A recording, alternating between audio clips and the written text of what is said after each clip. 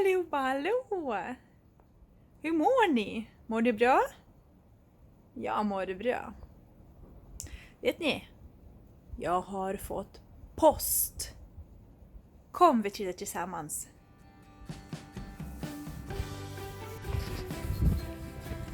Här är min brevlåda. Här är brevlådan. På brevlådan står det ingen reklam. Tack. Ingen reklam.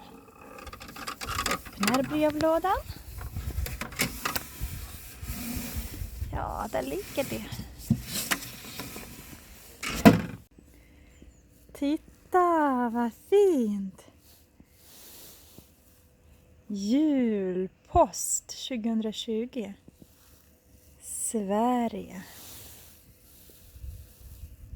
Det här är ett kuvert.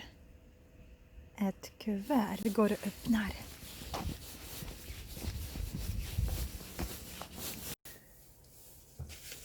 Ska se nu. Titta! Det är ett julkort. Ett julkort. Så fint. 3 granar. Vi öppnar och tittar. Oj! Ja, den är från Sylvie. Det är min kollega.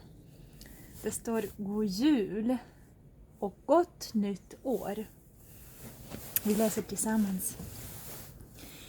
Ha en riktigt mysig och skön jul och ett spännande 2021.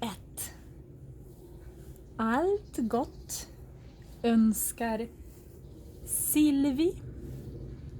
Tack så jättemycket, Sylvie. Tack! Vad fint, vad vackert. Tack. God jul och gott nytt år på dig också. Och på alla er. Och som Sylvie säger, mysig och skön jul. Och ett spännande 2021. God jul och gott nytt år. Hej då!